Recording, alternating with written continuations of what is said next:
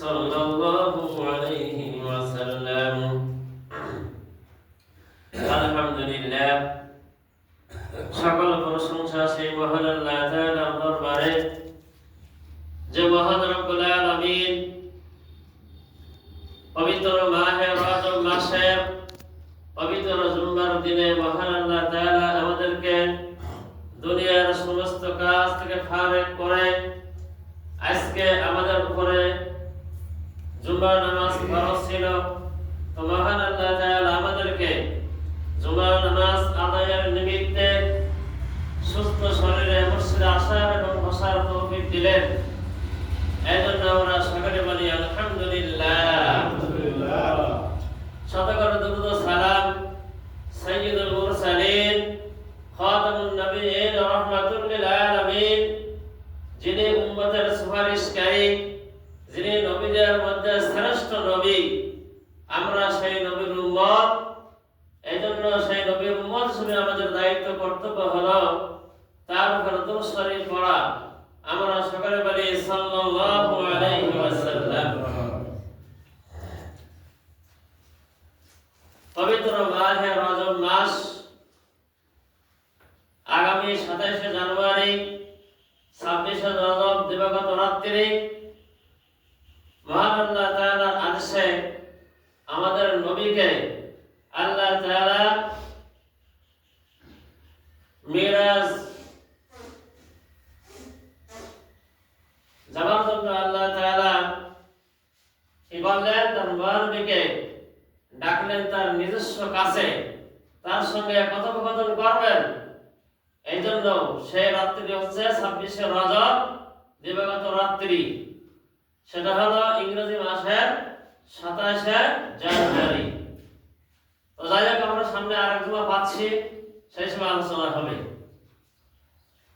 তো মহান আল্লাহ তাআলা আমাদের নবীর মাধ্যমে ওই মেরাজের রাত্রিতে আমরা যে নামাজ আদায় করি, এইটা ওই রাত্রিতে ফরজ হয়েছিল, সেটা হলো মেরাজ রাত্রিতে।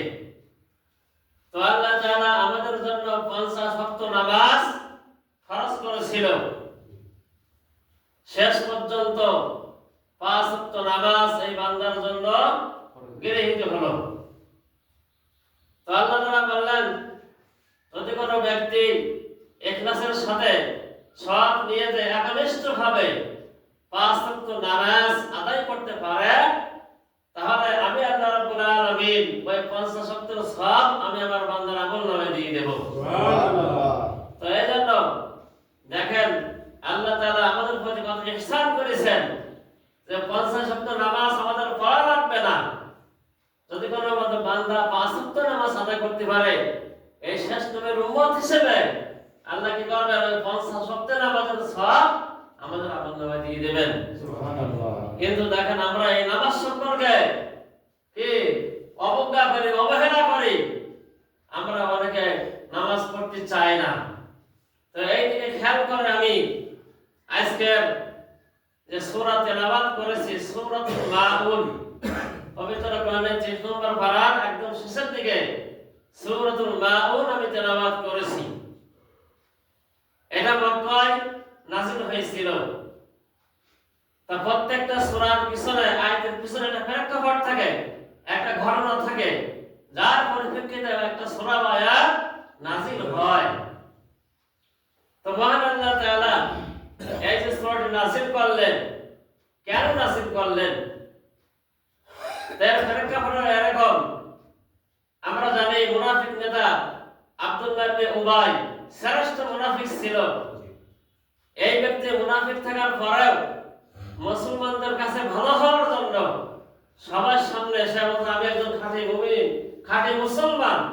এমনকি এই খাঁটি মুসলমান দাবি করে শেষ করে নাই, সে নবী করিম সাল্লাল্লাহু আলাইহি ওয়াসাল্লামের পিছনে সব সময় নামাজ আদায় করতেন। এবং যখন কাফেরদের সঙ্গে মিশতেন, তখন কিন্তু নামাজের কথা আর মনে থাকতো না, যে আমাকে নামাজ পড়তে হবে, নামাজের একটা গুরুত্ব আছে, এইটা সে এটা করতো না। হ্যাঁ, কারণ কি, সে তাদের সঙ্গে ভালো হওয়ার জন্য এই কাজটা করত। তাহলে যারা দ্বিমুখী আচরণ করে এদেরকে কি বলা হয়? মুনাফিক বলা হয়। একটা বললাম, এখানে একটা বললাম, যদি আমাদের মধ্যে এরকম আচরণ থাকে তাহলে আমার নামটা এরকম মুনাফিকের খাতায় নাম উঠে যাবে। কিন্তু তো এই মুনাফিকের দিকে খেয়াল করে আল্লাহ তাআলা এই সূরাটি নাযিল করলেন। মহান আল্লাহ তাআলা সূরার শুরুতেই বললেন, আরাআইতাল্লাযী ইউকাযযিবু বিদ্দীন। আল্লাহ রাব্বুল আলামিন তার নবীকে বলছেন, আরাআইতাল্লাযী, হে নবী আপনি কি এমন লোককে দেখেছেন, আল্লাযী ইউকাযযিবু বিদ্দীন, যে ব্যক্তি শেষ দিবস সম্পর্কে অস্বীকার করে। শেষ দিবস বলতে কোনটা বোঝায়? আমরা যখন মারা যাব, মারা যাওয়ার পরে কবর থেকে যখন উঠব, কিয়ামতের দিন আমাদের বিচার ফয়সালা হবে, এই দিনকে বলা হয় কিয়ামতের দিন, হাসরের দিন। তো আল্লাহ তাআলা নবীকে শিখাচ্ছেন, হে নবী আপনি কি দেখেছেন কোন ব্যক্তিকে, যে ব্যক্তি কি করে ওই কিয়ামত দিবসকে অস্বীকার করে? তার মানে বোঝা যাচ্ছে পৃথিবীর মধ্যে অনেক মানুষ হবে যারা ওই কিয়ামত দিবসকে কি করবে, অস্বীকার করবে, কিন্তু তারা নামে থাকবে মুসলমান, নামে মুসলমান, কিন্তু তারা কি অস্বীকার করবে। এমন লোক পৃথিবীতে আছে, অনেক মুসলমান এখন আছে যারা আল্লাহকে বিশ্বাস করে না, নবীকে বিশ্বাস করে না, কোরআনকে বিশ্বাস করে না, যারা বলে দেয়ার ইজ নো গড, আল্লাহ বলতে কিছু নেই। এমন মুসলমান আছে যারা এটা বলে। তাহলে তারা কেমন মুসলমান? নামে মুসলমান, উভয়ের মতো মুসলমান। তাই জন্য আমরা যেন তার কথায় নাম না লিখাই। হ্যাঁ, এখন এরপরে আল্লাহ তাআলা বলতেছেন, ফাযালিকাল্লাযী ইয়াদুবুল ইয়াতীম। এই সমস্ত মুনাফিক কারা?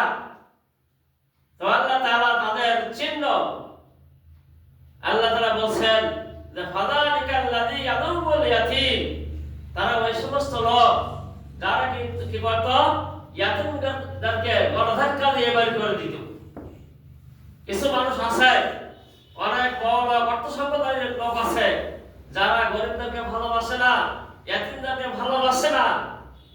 তো আল্লাহ তাআলা এই দিক খেয়াল করে বলতেছেন যে কিছু লোক পৃথিবীতে আছে যারা ইয়াতীমদের ভালোবাসে না, গরিবদেরকে ভালোবাসে না, নাক ছিটকায় গরিবদের দেখলি। তো এর একটা প্রেক্ষাপট আছে। এই আয়াতটি নাযিল হয়েছিল, আমরা জানি রাসূলের শত্রু ছিল আবু জাহেল, আবু লাহাব, ওতবা, সাইবা, এরা সবাই কি ছিল? রাসূলের শত্রু ছিল। তো আবু জাহেলকে কেন্দ্র করে এই আয়াতগুলো নাযিল হয়েছিল। কেননা আবু জাহেল কি করত, সেই যুগে যখন দেখতো যে কোনো বড় লোক, অর্থ সম্পদশালী লোক মৃত্যুবরণ করবে, মুমূর্ষু অবস্থা রয়েছে, এই আবু জাহেল সেখানে যেত, আস্তে আস্তে তার কাছে গিয়ে বসতো, বসে বলতো যে আপনি তো মারা যাবেন, আপনি এক কাজ করেন, আপনার ছেলে মেয়েরা যারা থাকবে, আপনার অর্থ সম্পদ আছে, আপনি এক কাজ করেন, আপনার অর্থ সম্পদ আমার নামে লিখে দেন, আমি আপনার ছেলে মেয়েদের দেখাশোনা করব। হ্যাঁ, এই মোতাবেক কি করত, সেই কথা বলে তাদেরকে ভোলাই দিত।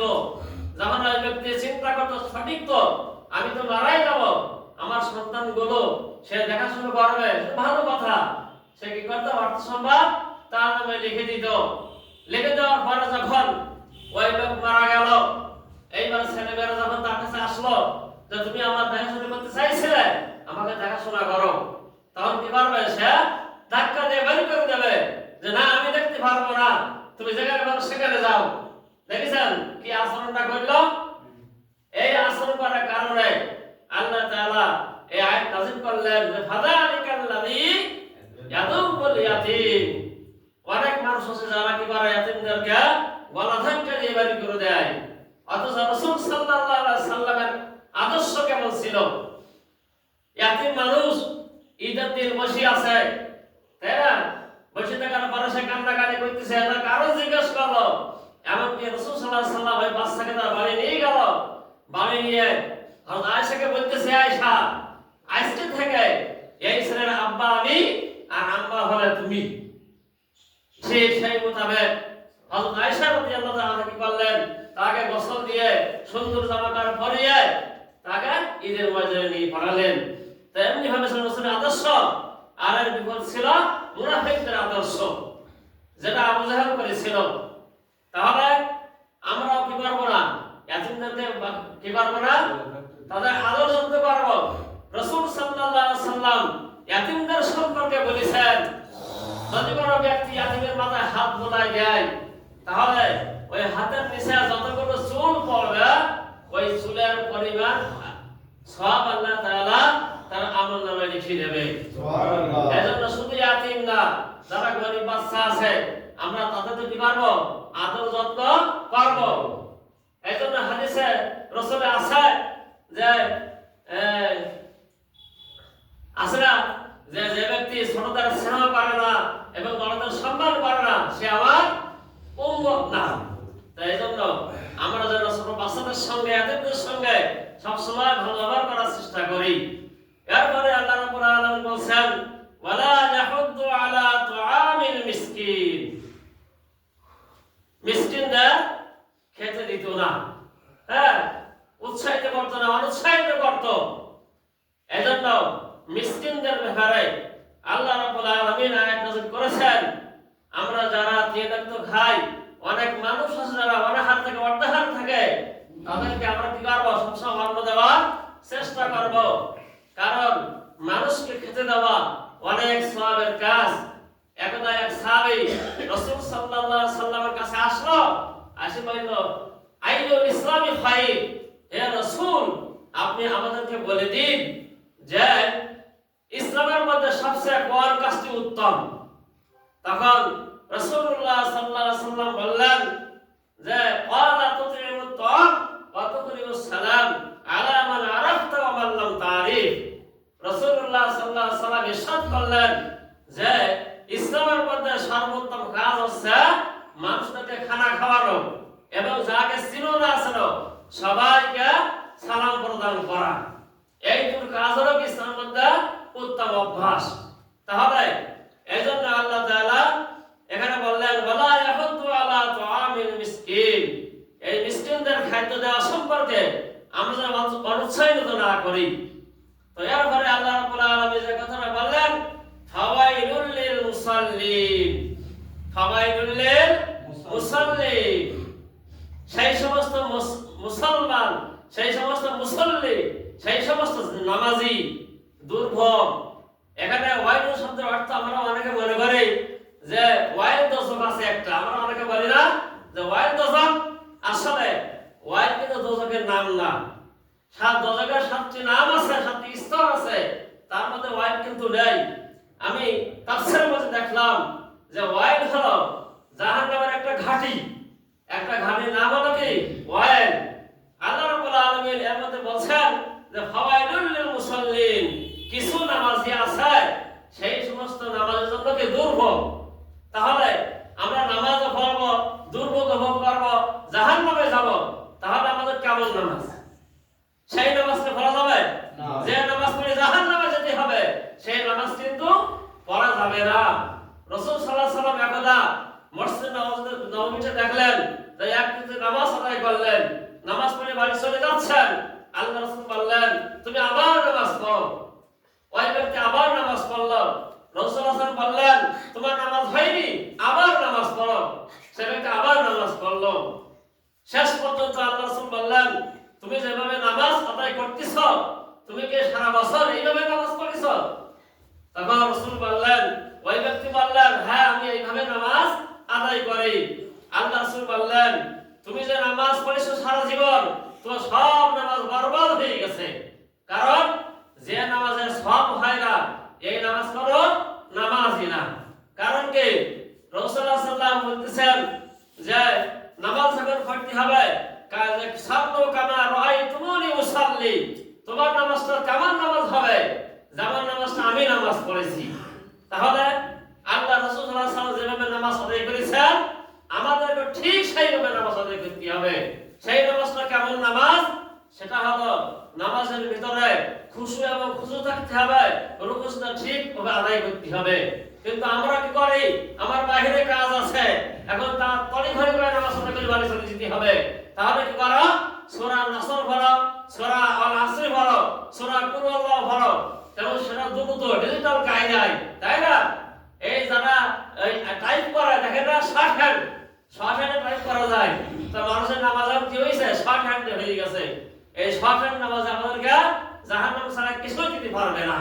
এই জন্য শুধু আমরা নামাজ পড়ি, কিন্তু নামাজের ভিতরে যে আহকাম আরকান এবং রুকু সিজদা সুন্দর করে আদায় করতে হবে, এটা আমরা কিন্তু ভাবি না। আল্লাহ রাসূল বলেন, আস-সালাতু মিফতাহুল জান্নাহ, নামাজ হলো বেহেশতের চাবি। অন্যত্র আল্লাহ তাআলা বলতেছেন, ইন্নাস সালাতা তানহা আনিল ফাহশাই ওয়াল মুনকার, নিশ্চয় নামাজ মানুষকে সমস্ত খারাপ কাজ থেকে ফিরাইয়া রাখে। এখন আমরা বলতে পারি, হুজুর নামাজও করি, খারাপ কাজও করি, তাহলে আমার নামাজটা কেমন হচ্ছে? আসলে এখানে বুঝতে হবে, ওই সাহাবীর মতো আমার নামাজটা হচ্ছে না। হ্যাঁ, সুবহান রাব্বিয়াল আযীম তিনবার বলতে হবে, আমরা এটা করতেছি না। সুবহান রাব্বিয়াল আলা তিনবার পড়তে হবে, হয়তো আমরা এটা করতেছি না।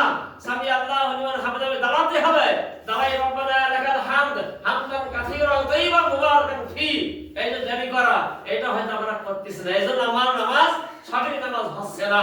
তো এইজন্য আল্লাহ তাআলা বলতেছেন যে ফাওয়াইলুল লিল মুসাল্লিন, কিছু মুসাল্লি হবে যাদের ওয়াইল দজক দুর্ভোগ হয়ে যাবে। এজন্য আমরা যে নামাজে দুর্ভোগ হবে, আমরা সেই নামাজ আদায় করব না। তো এরপরে আল্লাহ তাআলা বলছেন, আল্লাযীনা হুম আন সালাতিহিম সাহুন, এটা কি আমার কথা না আল্লাহর কথা? আল্লাহর কথা বলছে, কিছু লোক আছে যারা নামাজে গাফেল, নামাজে অবহেলা করে, অবজ্ঞা করে। দেখা যায় আযান হয়ে গেছে, এখন আমার কাজ হলো কি, ওযু করে মসজিদে আসতে হবে, নামাজ আদায় করতে হবে। কিন্তু আমরা তা না করে অনেকে কি করে, যায় একটু ওযু করে সেই গামছাটা গায়ে দিয়ে টুপি টুপি লাগবে না, যায় নামাজটা বিছাই সাত রাকাত পড়ে ঠক দিয়ে যাও চলো খেতে যায়। তাহলে এই নামাজ আমার কোনো কাজ দেবে না। বুখারী শরীফের হাদিসে আছে যে একদা একজন অন্ধ সাহাবী আছে, আমরা জানি আব্দুল্লাহ ইবনে উম্মে মাকতুম রাদিয়াল্লাহু তাআলা আনহু, অন্ধ সাহাবী। এই অন্ধ সাহাবী একবার আল্লাহ রাসূলের কাছে গেছে, গিয়ে বলতেছে, হে আল্লাহর রাসূল সাল্লাল্লাহু আলাইহি সাল্লাম, আমি তো অন্ধ মানুষ, আমি তো মসজিদে হেঁটে যেতে পারবো না, এবং আমাকে যে নিয়ে যাবে এইটা আমার কেউ নেই, এখন আমি কি করতে পারি? রাসূল সাল্লাল্লাহু আলাইহি সাল্লাম বললেন, তো ঠিক আছে, তুমি তাহলে বাড়ি নামাজ আদায় করো। এরপরে ওই লোকটা যখন বাড়ি চলে যাচ্ছে, উনি আবার ডাকলেন, তুমি আমার সামনে এসো। আসা বলল যে তুমি কি বাড়ি বসে মসজিদে আযান শুনতে পাও? তখন এই ব্যক্তি বলল, হ্যাঁ, আমি বাড়ি বসে মসজিদে আযান শুনতে পাই। তখন আল্লাহ রাসূল বললেন, আমার কোনো ইখতিয়ার নেই যে তুমি বাড়ি নামাজ আদায় করবা, আযান যদি শুনতে পাও তাহলে তোমাকে মসজিদে আসতেই হবে। তাহলে একজন অন্ধ সাহাবীর ক্ষেত্রে কি কোনো ছাড় হচ্ছে না, আর আমরা তো সকালা 2 সকালা হেঁটে আসতে পারি, তাহলে কি আমাদের ক্ষেত্রে ছাড় হবে না? আদৌ ছাড় হতে পারে না। তো এই জন্য আমাদের কি করতে হবে, আযান শোনা মাত্র মসজিদে এসে নামাজ আদায় করতে হবে। যে আমার এই সমস্যা সে সমস্যা, কোনো সমস্যা কিন্তু আল্লাহ রাসূল এইগুলো দেখতে চায়নি বা দেখবে না। রাসূল সাল্লাল্লাহু আলাইহি সাল্লাম যার সামনে কোনো গুনাহ নাই, পিছনে কোনো গুনাহ নাই, সে রাসূলুল্লাহ সাল্লাল্লাহু আলাইহি সাল্লাম কি করেছেন, যখন অসুস্থ হয়ে গেছেন, উনি সাহাবীদের কাঁধে ভর করে মসজিদে গেছেন, গিয়ে নামাজ আদায় করেছেন। তাহলে আমরা সুস্থ মানুষ, সবল মানুষ, আমরা কেন ওজর দেব? কোনো ওজরে কাজ হবে না।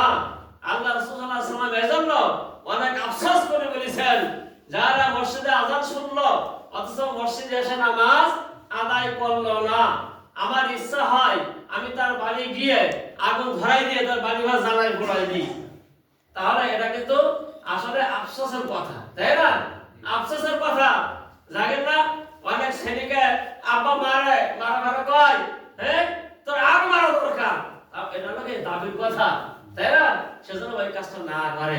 তাই জন্য আমরা সবাই মুসলমান, আমরা মুমিন দাবি করলে হবে না, মুমিনের কাজ করতে হবে, তাই না? আব্দুল্লাহ ইবনে উবাই শ্রেষ্ঠ মুনাফিক, সেও কিন্তু রাসূলের জামাতে শামিল হয়েছে, রাসূলের সঙ্গে নামাজ আদায় করেছে, তারপরে সে কি মাপ পাইছিল?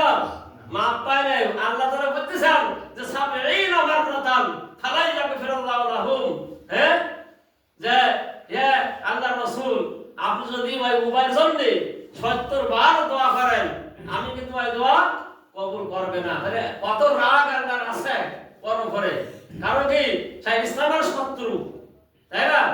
আসলে দেখেন, আমরা ইসলামের কাজ বেশি নাই করতে পারি, কিন্তু ইসলামের বিরুদ্ধে যাব না, তাই না? আল্লাহর বিরুদ্ধে কথা বলবো না, রাসূলের বিরুদ্ধে কথা বলবো না, বরং রাসূলের বিরুদ্ধে যারা কথা বলবে তাদের প্রতিবাদ করব। এটাই হলো কি ইকামতের দিন প্রতিষ্ঠা করা, তাই না? যে দিন প্রতিষ্ঠার জন্য রাসূলুল্লাহ সাল্লাল্লাহু আলাইহি ওয়াসাল্লাম তায়েফের ময়দানে কত পাথর খেয়েছেন, মাইর খেয়েছেন। আর আমরা তো এখন অনেক সুস্থ আছি, তাই না? আমাদের মসজিদে আযান হয়, কেউ কিন্তু বলে না যে এখানে আযান দেওয়া যাবে না, মসজিদে আসা যাবে না, এটা কিন্তু আজ কেউ বলতে পারে না, তাই না? তাহলে আমরা সেই তুলনায় অনেক সুস্থ আছি। তাহলে আমরা কেন সুস্থ অবস্থায় আমরা নামাজ আদায় করব না? এজন্য আল্লাহ তাআলা আফসোস করে বললেন যে আল্লাযীনা হুম আন সালাতিহিম সাহুন, যারা নামাজে গাফেল আল্লাহ তাআলা তাদের জন্য দুর্ভোগ করে দেবেন, তাদের জন্য জাহান্নাম দিয়ে দেবেন। হ্যাঁ, আল্লাহ তাআলা দেখেন এই যে আব্দুল্লাহ বিন উবাইর ব্যাপারে এখানে আয়াত নাযিল করেছেন, ওয়াইদা ক্বামু ইলা সালাতি ক্বামু কুসালা ইউরাউনান নাস। বলছে ওয়াইদা ক্বামু, যখন তারা নামাজে দাঁড়ায়, ক্বামু কুসালা, তখন নামাজে অবহেলা করে। হ্যাঁ, একবার করে ঘর করে দাঁড়ায়, আরেকবার তুলে যায়, মানে আরামে দাঁড়ায়, তাই না? যখন পিঠি বাড়ি আরামে দাঁড়াও, তখন পিছনে হাত বাঁধি পা রাখে ফাঁক করে দাঁড়ায়, তাই না? তার ঠিক নামাজে কিন্তু এটা করা যাবে না। নামাজে সুন্দরভাবে স্টেপ হবে, যেভাবে নামাজ পড়া দরকার সেইভাবে নামাজ আদায় করতে হবে, তাহলে ওই নামাজ আমার কাজ দেবে। আল্লাহ বলছেন আল্লাযীনা হুম ইউরাউন, বলছে কি যে সমস্ত মানুষ দেখানো নামাজ আদায় করে এই নামাজ কোনো কাজ দেবে না। দেখা যায় অনেক মজলিসে আছি, আমি নামাজ আদায় করিনি কখনো, কিন্তু সবাই আসলো, আমি ওই সালাতে চলে আসলাম, এই নামাজ কিন্তু নামাজ হইল না। এই নামাজ না, মানুষ দেখানোর উদ্দেশ্যে নামাজ আদায় করা, এটা কিন্তু শিরকের অন্তর্ভুক্ত। হ্যাঁ, এইজন্য আমরা নামাজ পড়ব কার উদ্দেশ্যে? লিল্লাহি তাআলা, একমাত্র আল্লাহর উদ্দেশ্যে আমার নামাজটা হবে। শুধু নামাজ না, যত নেকির কাজ হবে, সবের কাজ হবে, সবে কি আল্লাহর উদ্দেশ্যে আমার নামাজটা হবে। এইজন্য আমার নামাজটা পড়তে হবে একমাত্র আল্লাহ তাআলার উদ্দেশ্যে। শেষ যে হুকুমটা আল্লাহ তাআলা বললেন ওয়ায়ামনাউনাল মাউন, ওয়ায়ামনাউনাল মাউন, আল্লাহ তাআলা বলছেন যে যারা প্রতিবেশী আছে, এই সমস্ত প্রতিবেশীদের সবাই কিন্তু দাওয়াত সুন্দর থাকে না, থাকে একটা মই থাকে না, তাহলে কি করে সে আমাদের চাই যে আমার ময়টা দাও, তোমার দাওয়াটা দাও, তোমার পোয়াটা দাও, তাই না? সবাই কিন্তু থাকে না, তাই এটা কি করতে হবে? এটা আমাদেরকে দিতে হবে। এজন্য আল্লাহ বলেন যে ওয়ায়ামনাউনাল মাউন, হ্যাঁ, যে ওই সমস্ত যারা আগে ছিল ইসলাম বিরোধী, তারা কি করত? তারা বড়লোক ছিল, অর্থ সম্পদ ছিল, গরিবদের দান করতো না, কিছুই দিত না।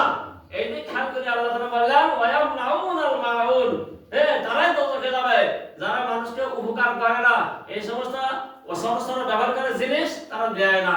হ্যাঁ, তো এই জন্য আমাদেরকে ঠিক এইভাবে কি করতে হবে?